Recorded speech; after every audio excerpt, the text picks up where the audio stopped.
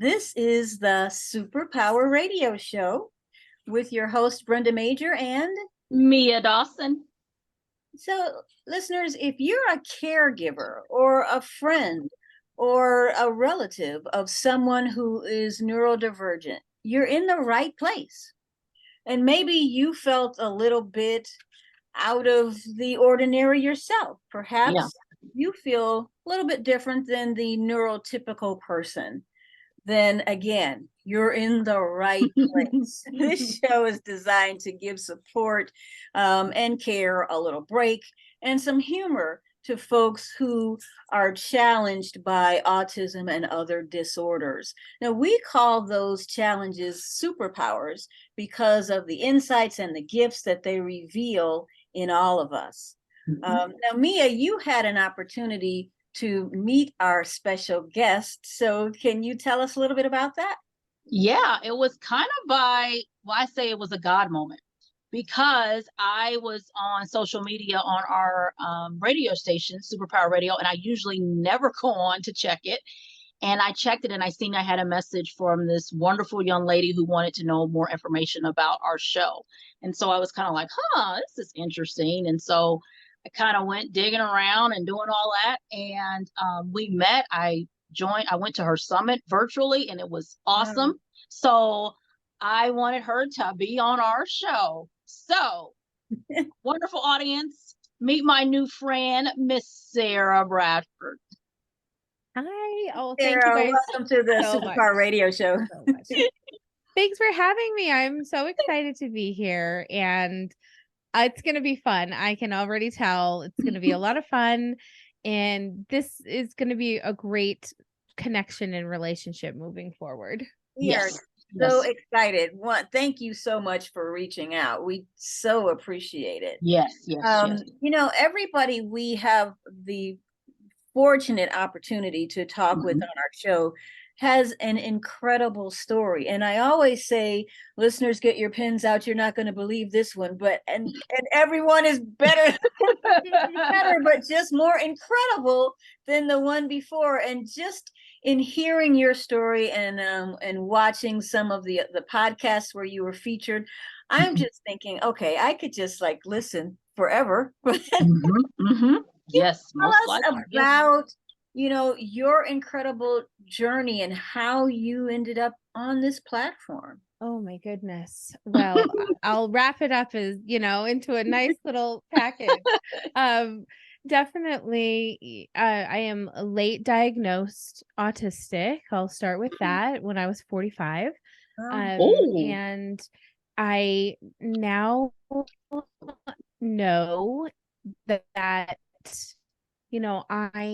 belong and am part of something so much bigger than just myself. And it all started with my son 12 years ago. He was diagnosed. And in that time, I mean, it wasn't as long as some others, but that there wasn't as many resources. And I had to just really dig deep for information about how to understand what autism was and how I could help my son kind of come out of the world that he seemed to be in, that I couldn't connect with him. He was profoundly gifted. He was reading at 1 and writing at 2. Wow. But he was non-speaking still. And so for about a year and a half or 2 years, we wrote back and forth to communicate with one another. And, through that, my husband and I just kind of gauged how we could be there for him, how we could connect with him, and just really reached out to, of course, the therapist we were working with and the early intervention team, who really led us to understand, there's always that one really special therapist that kind of starts everything and like lights this fire, ignites this light. And she said, her name is Megan Boyd, just had, shout out to Megan. Yeah. She said to us, ready, set, go. Engage him with ready, set, go. Just that simple little thing. Wow. But it was so exciting, and we could do it with everything. Ready, set, go to the bathroom. Ready, set, go to the, the grocery store. We could just integrate all of these different kind of things. And then in moments where maybe he was having a challenge, we could try ready, set, go, give me a high five, and let him kind of get that input of wanting to like hit or self-harm into us giving him a hard high five, which he could really get that input into his body. And so it's really, I think, and for every individual and family, it was a daily learning process, and it was a step-by-step trial and error. And, of course, researching and reaching out to as many people as I could find back then, which happened to be one ex-sister-in-law. And she just, kind of just soothed my nerves and said, it's going to be okay. There's things that are, you're going to be able to find. You're going to be able to find this community.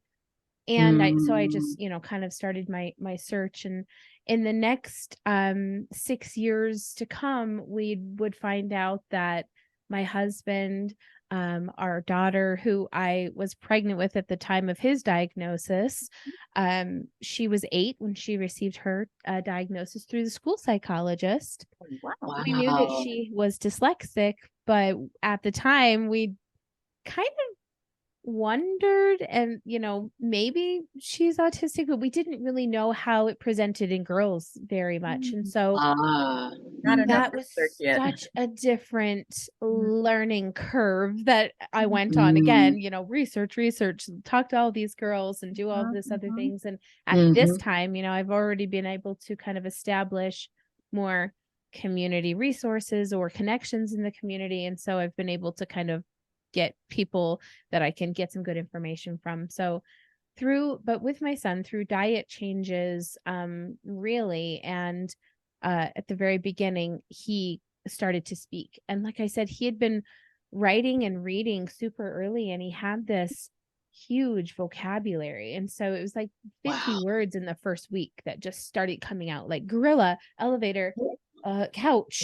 just spider, just this array of different things. And he's still, to this day, he's 13. He is verbal, but I say semi-verbal because he still really has a hard time with kind of like a puzzle talk. He speaks in puzzles and riddles, and you have to really know the meaning behind his terms to understand it and to decipher this language. So it's been this incredible learning curve along the way. And then it all rounded up to me kind of looking again at my daughter and saying, wow, here's this girl who came into the world, guns blazing, feet on the ground, high heels, walking around 1.5, whatever, and I was like, I know this girl. I remember that. And how could that be? And so that's when I went and had my own testing done. And when it came back, at first I had thought, oh my gosh, I can't wait to tell everyone. But really, it took like 5 months for me to digest it and to process it and to kind of look at my childhood and my adolescence and my first failed marriage and my second wonderful marriage and see the things, that really worked and didn't. And so now I have a really great story to tell. So when you first got that diagnosis in yourself, what was that? What were those steps like as you were trying to process? Were you, I know you weren't necessarily assessing blame, but were there things you were identifying that thought, oh, okay, well, yeah, I guess I was behaving differently in that situation. How did that work?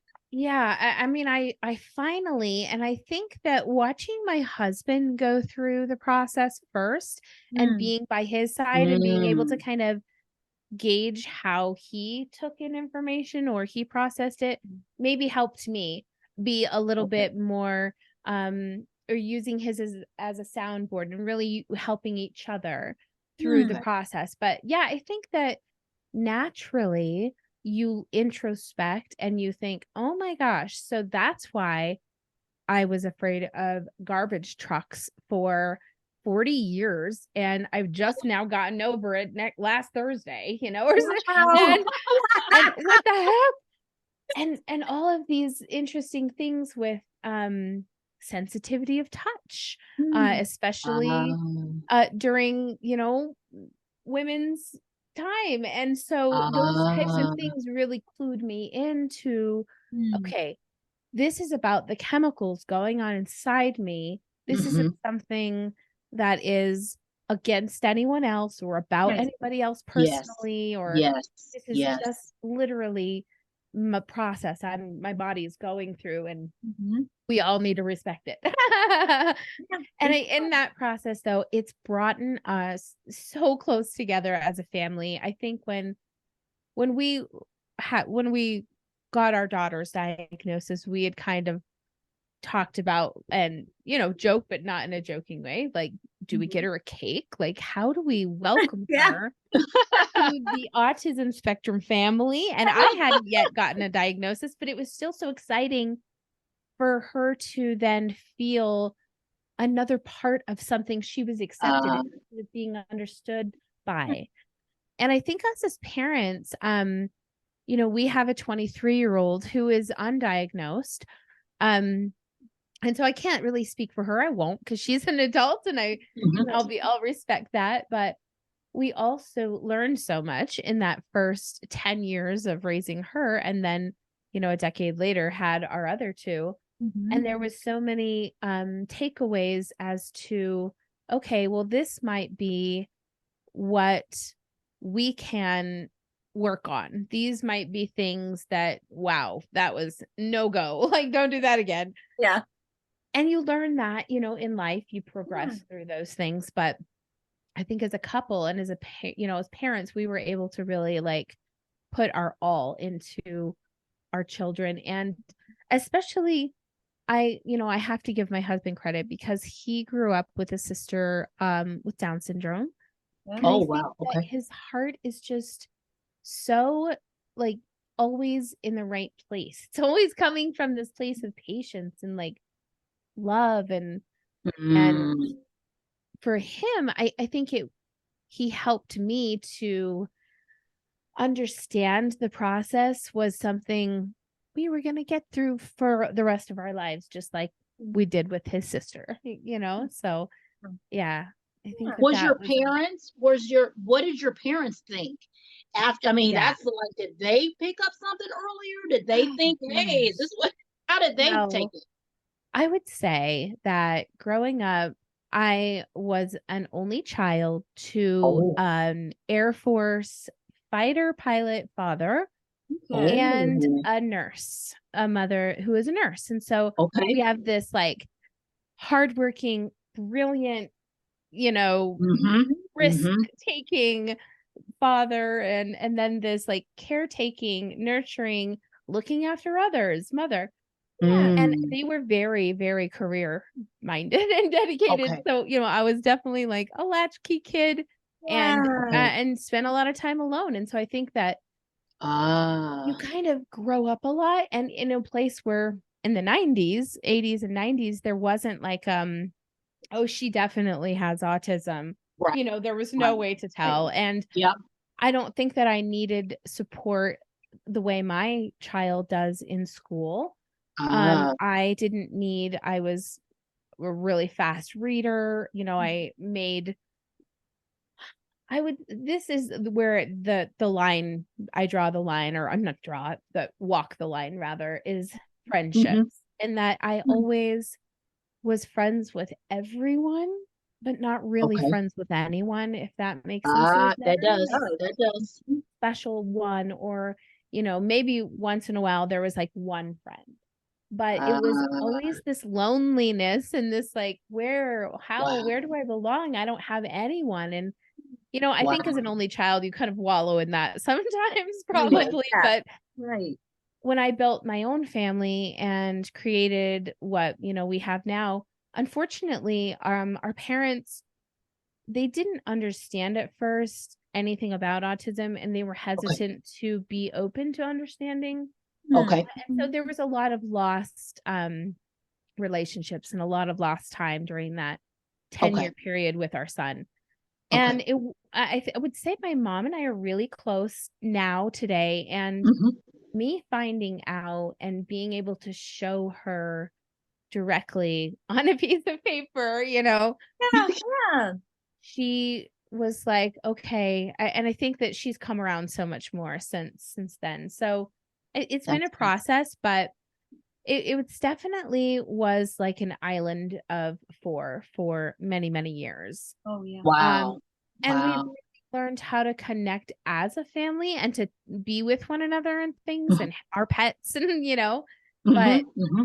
at the same time, I think that it also, you know, when COVID hit, it didn't hurt us as far as like we weren't going out to Right. all of these things, like people weren't coming over. Mm-hmm. So for our kids, I think it was the same kind of day. Of course, it affected everyone. I'm not trying to say that it didn't, but Right.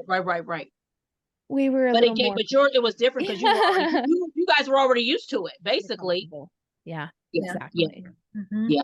It's been interesting, but I think now that you know, especially with my mom, my dad doesn't know, and he would never listen to a podcast or anything, so I'm not Ah, really concerned about that. But I think that Yeah. he's okay without knowing. It's not going to change if it, he's still just in his like a retired general. He's still okay, there. He's okay. still making sure his lawn's trimmed correctly Yeah. and stuff. Bless his heart. It's got So different hardworking. Like, priorities. yeah, exactly. And that's okay. That's okay. We've learned where to get our resources in our community. In fact, that's Mm, why I have built so much of this. And okay. Sure. I'm sorry, we're probably way talking over time. No, Oh this But is no, great. we're in great shape, and that was such a nice segue. Thank you for that. yes. We've noticed as we've talked to parents that they've had to find their own resources, and then Yes, something in them made them want to share those resources yes, with others. And yeah, it's some of them in big ways, but you in a tremendous way. yes, Thank yes. Tell us, you. tell us about your summits and the significance and what you've seen from those. It's so amazing. Being a podcaster, I've recognized the brilliance and the passion that I have for speaking with people and connecting with people. And Mhm. um, sometimes just hearing their stories and showing up for them. And Mhm. then they really, when you give them confidence and you just shine this light of, this is a great place for you to tell me your story. There's this thing that happens Yeah, within people yeah. and made me a little emotional. But No. the amazing connections that's built in that process Mhm. of me providing a safe space for them, it creates like this family relationship. It creates this brother sisterhood, Mhm. and we can together, like, I love the fact that my husband said last year, the number of autism was 1 in 44 at the time. Mhm. And he said, okay, well, what if you did something like the 1 in 44 tour? Love that. And literally Uh, out of that man's brilliant brain, I put together this event and brought together all of these amazing autistic advocates that were up and coming, wanted to tell their stories, Mhm. hungry to get in front of people and advocate and educate. yeah, And in that, we grew like this massive global relationship with yeah. one another. And I've been able to then, the 1 in 44 tour was just incredible. Just like, Mia was able to come this year is Yes, called the 1 in 36 mix because the numbers have changed. And yeah. again, Dustin, my brilliant husband, came up with the wonderful name, the 1 in 36 mix. And we'll go for years to come whenever we can. We also did a safety summit last year, an autism safety summit, where we invited emergency responders, occupational therapists, emergency room doctors, people that are so necessary to have the information and to listen to as parents and really know what's important for us to keep our kids safe in the community. And so there's just so many ways that I can see that this outreach is touching people and helping families and making these incredible impacts. And it's all just coming out of my home office, out of my brilliant husband's mind. and I you, like when you've been carrying that torch. Yeah, for sure. Yeah. And I like when you said, when I first talked to you, you were like, I just started, I'm in my home. I don't have no special, I do all the social media. There's nothing like, you just coming straight from your heart, straight from your house. Like you haven't got somebody to do this and do that. And that summit, I was telling Brenda, it was insane to me. I was like locked in for those days. And it was so many different people that were bringing their gifts. I was blown away.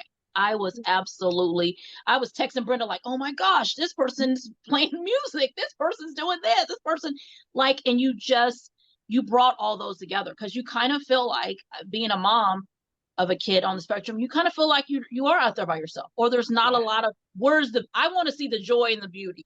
That's what I always want to focus on. And so you certainly brought that with that summit. Like I was totally blown away. Oh, I'm so glad that you were able to attend. And again, you were a big part of being an audience member and engaging with those speakers and helping them feel like they're bringing value and interest to the listeners and to the people who were showing up. And on average, we had a 5.5 hour average stay with our audience over the 20 hours. I think that was a lot. 20 hours was a lot to go through, but it's the great thing is those replays are still available for maybe a week or so coming up. And then those recordings will be able to kind of start rolling those out and getting those out too, so that we can really share all these beautiful things. Sara, and before we change topic a little bit, where can they find those recordings? Where can they find them? If you go to my website, it's so simple, sjchilds.org, and you go down to the events page. I think it's maybe the 4th page. You'll see that it says 3 plays a week of 3 weeks of replays still available, and it has an arrow. You just click on that, it'll take you straight to the page to get it. And if you've already bought your tickets, then of course you can just log in on a browser. Good thing to say, not on the app. So we went through that trouble, but it was so incredible. And our producer Jeff from Hopin from Paduti, he's just such an amazing person. And when I met him, he was in the podcasting world. He didn't have any autism relation or even knowledge or experience. And now he has gained so much personal experience in hosting and producing these shows for me. And he said, and I think it's so sweet, he said that he was at an event and somebody said, hey, you're the guy that does the autism events on this. And wow. So we're changing in ways that we didn't even expect or look at, or those corners or hallways that we didn't even know existed yet. Yes. And he did great. He did great. I'm sorry. You said the first one was your 1 in 44 tour. Now it's 1 in 36 mix. What do you think is going to be next? And what do you see that maybe society as a whole is missing with the increase in the numbers of people who are diagnosed? And I will first say that I'm not a medical professional or a scientist, but I am smart and I love to really deep think. And I kind of have obviously gone over this with not only me, but my best friend, my spouse, and he and I have had some really in-depth conversations with other people, and we've educated ourselves for years and years and years. And I truly believe that there's a few things that are adding to the increase, I want to first preface by saying that, at this point, I really truly believe that autism is a different brain than a typical brain, different soft tissue, pathways, gray matter. Everything is different. There's nothing the same. Therefore, of course, it has to take a different route. Of course, things have to show up differently. Things can't be different and show up the same. That just doesn't make sense. So there's, that has to be. Now, why might that have occurred in such a large number and in such a fast kind of pace? Environmental, obviously, because we're all in the same place. And so it kind of comes down to that, and maybe changes from the 60s and up, in the food, in the soil, in the depletion of vitamins and microbes and things that really made our bodies work a certain way when we had a different type of diet and a different way we lived. Of course, we have all of the processed foods now and plastics and all of the other things that are going to equate to lots of different problems that we absolutely, unless they literally tested them for 20 years and then put them out on the market, they have no idea what's going to happen. They just put these things out, and we're just the guinea pigs who discovers what's going to happen 20 years later with our arthritis or whatever, we're having. Right. Those are some excellent insights. Yeah. We always end our show by asking. She went out. I know. I read her lips well, but I didn't hear you. I'm sorry. I said we always end by asking our special guests, what is your superpower? I think it's twofold. I would say love, number one. That's where it comes from, just bottom line. And connections with other humans and helping just to really bind us together. That's beautiful. That is beautiful. You sure doing that, lady. You're doing the connections. You are doing that. I love it, and you are gonna doing continue. That. In fact, the next one will be in April, and it'll be the International Autism Summit, where I'm hoping to gather advocates from all over the world and represent different countries and tell the stories of how they live in their country and how autism, is represented for them. So, that's yes. Great. Right? Can't wait. So exciting. Thank you so much. We're definitely going to have you back on the show. And we are just excited to watch and follow you and learn from you and share with you. So listeners, you can catch Sara at sjchilds.org. And you can catch us just by Googling Superpower Radio Show. We're going to pop up on your Facebook, on your Instagram, and YouTube, and of course on iHeartRadio. So thank you for joining us today. Thank you, Sara. Mia, you want to close us out? Yes, guys. Thank you so much, Sara. Thank you guys for listening. There's going to be more to come. See you next time, listeners. We love you. Bye-bye.